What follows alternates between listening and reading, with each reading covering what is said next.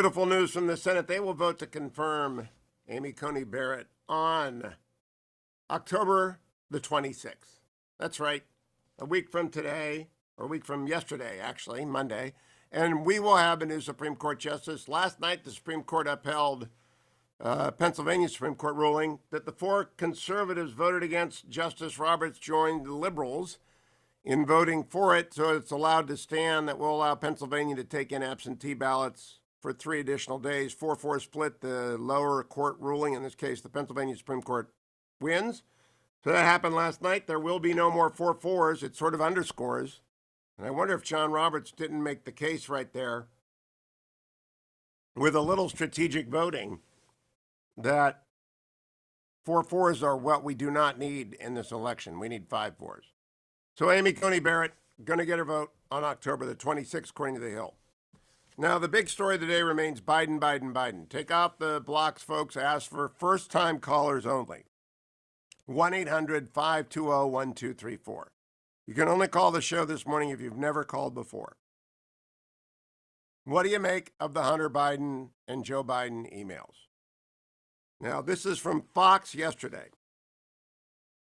Democratic presidential nominee Joe Biden has remained mum on questions about his knowledge of his son Hunter overseas business dealings, which were discussed in a series of emails purportedly found on a laptop belonging to Hunter.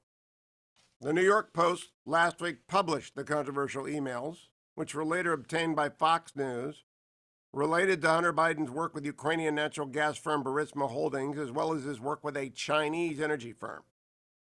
While the Biden campaign has hit back at the New York Post, the former vice president himself has not given a substantive answer on the emails. Biden over the weekend was asked about the Post report by a CBS News reporter, to which he replied, "I have no response. It's another smear campaign." One email, this is the key one, I think, dated May 13, 2017, obtained by Fox News, includes a discussion of, quote, remuneration packages for 6 people in a business deal with a Chinese energy firm. The email appeared to identify Hunter Biden as chair or vice chair, depending on agreement with the CEFC, in apparent reference to the now bankrupt CEFC China Energy. The email includes a note that Hunter has some office expectations he will elaborate. The proposed equity references 20 for H and 10 held by H for the big guy, with no further detail. Fox News spoke to one of the people who was copied on the email. That's okay, so it's a CC. Not Rudy, not Rudy's lawyer, not Bannon. Someone on the email spoke to Fox News and said the big guy was former Vice President Biden. Now, it's not illegal for Joe Biden to take Chinese money when he's done being vice president. Highly suspect, really stinky, not necessarily illegal. The Chinese money and the Burisma emails, do they matter to you? 1-800-520-1234. Tucker Carlson opened his Fox monologue last night saying this, cut number 20. They showed that as Vice President of the United States, Joe Biden tailored American foreign policy, our foreign policy, which Joe Biden does not own, in order to help his son's business interests. Biden intervened aggressively in the internal affairs of another sovereign nation, Ukraine, and his son got paid for that. By any measure, that is a real story. There's no spinning it. That's a story. But then, very quickly, something bigger than that happened, something far more dangerous to our country than anything the New York Post found on Hunter Biden's laptop. Here's what happened. The most powerful people in the world aligned to censor the news, to keep it from the population of the United States. Twitter prevented its users from sharing the story. So did Facebook. When Americans searched Google to read the New York Post story, many couldn't find it. So within hours, the promise of a free press, that's the basis of American democracy and has been for 250 years, just disappeared. One minute, we were America. The next minute, we were China. Horrifying. And perhaps most horrifying of all, our news media applauded it. The self-described guardians of the First Amendment cheered the destruction of the First Amendment. The New York Times actually ran an op-ed attacking the idea of free speech. Ideas that threaten the ruling class must be squelched, put down. That's their position. Every power center in America vehemently agreed with that. And most ominous of all, the U.S. intelligence community, the secretive federal agencies that have nearly unlimited power, joined in. Those agencies colluded with the news media to hide information from the American public weeks before a presidential election. On Saturday, USA Today kicked off the effort by publishing one of the most dishonest newspaper stories ever to run in this country. Federal authorities are investigating, the paper declared, whether the story about Hunter Biden's laptop was, quote, part of a smoke bomb of disinformation pushed by Russia. The Russians did it. That was the point of the piece. In fact, it was the only point of the piece. The newspaper never bothered to assess whether the core story was true. Are the facts right? And that used to be the very first and most important question in journalism. Is the allegation true? Everything else flows from that. But USA Today didn't even ask that question. Nor did the newspaper explain how this Russian plot might have worked in practical terms. The computer repair shop owner in Wilmington, for example, he must have been in on it. He had physical possession of the laptop. So was this seemingly mild-mannered Mac repairman yet another one of Vladimir Putin's hand-picked sleeper agents? Had he been lying in wait in a Delaware strip mall for decades, preparing for just this moment? USA Today didn't tell us. They didn't need to tell us because the rest of the media understood instantly what to do. FBI probed if purported Hunter Biden emails are a Russian plot, declared Bloomberg News.